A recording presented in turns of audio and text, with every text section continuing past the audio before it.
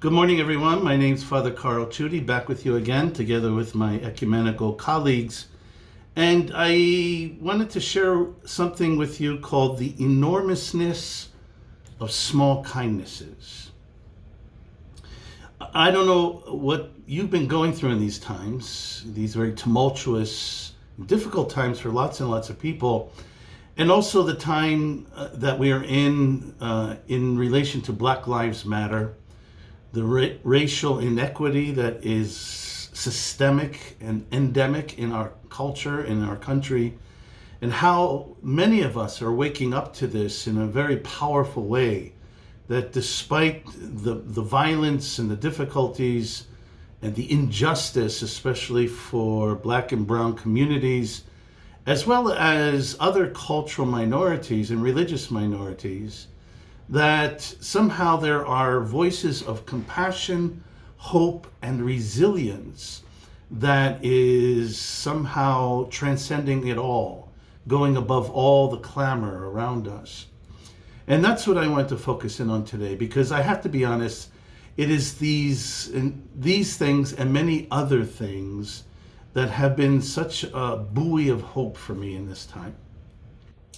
First and foremost, with my ecumenical colleagues, with our congregations, our friendships together in this town of Holliston, with our interfaith friends and all of the community around us, how we're all really, despite our differences, talking the same language of hope and justice here.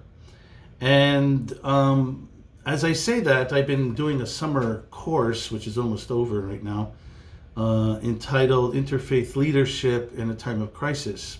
And we were talking a little bit about a woman in the medieval period by the name of Julian of Norwich. And I know Sarah and Adrian, her husband, had mentioned her as well in their talk. And Julian of Norwich, who lived in the late 13th, early 14th century in medieval England, was an extraordinary figure that many, many people are finding inspiration today. I bring her up because she also lived in tumultuous times. She lived during the Black Plague, for example, and probably, I think, if I understand, it's believed her entire family died in that plague. It was the time of the early stages of Reformation in England. That was also happening at that time. Julian of Norwich was an anchoress. An anchoress in those days were men and women, like monks, if you will, who secluded themselves in prayer and solitude, and who offered wisdom from their experiences to others. So in this case, an anchoress was a person who would have a cell that was adjacent to a parish church. And she would be sealed in this cell. There was a window she could look out. And she devoted herself to prayer and solitude within this cell. And people, all kinds of people, would come and ask the anchoress or anchor for advice about all kinds of things. And this was Julian of Norwich, which is not a real name, of course, but the fact that she was an anchoress in St. Julian's Parish in Norwich in England is really the label we give her. I mention her because after a catastrophic illness on her own, she had these revelations of God, and which was called the Revelations of Divine Love. And she talks about God's homeliness. The world is God's, and God is our home. The home is encircled and enshrined around God's love. She uses the term for God as mother, and the motherhood of God. And she says, we are encased in God as our mother, as if in a womb. And she speaks about bad things that go on, and many of them do, of course, both in her time and our time. But she has this idea that despite all that, God's power works through even the most difficult things. So that in the end, she says, all will be well, all will be well, all will be well. I'd like to take that notion when I think about all the little ways, the little kindnesses and opportunities we have to affirm and strengthen each other, to be wearing masks, to be socially distant, to respect each other's health, to help each other in these times we're living in, to join in any way we can in all of those who are gathering around racial injustice in our country, all the little ways as well as the big ways. In that light, I'd like to offer you a poem. Today is a soft meditation in praise of the enormousness of small kindnesses.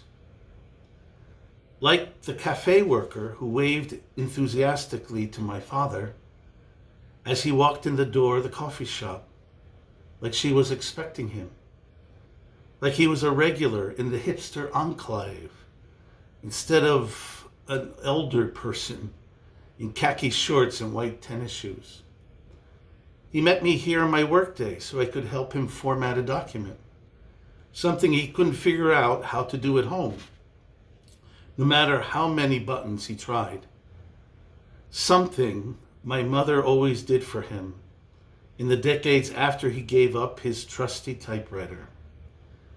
So he arrived at the coffee shop, vulnerable and exasperated in the way that only technology can make us feel, like slow, dependent children, and sorely missing my mother.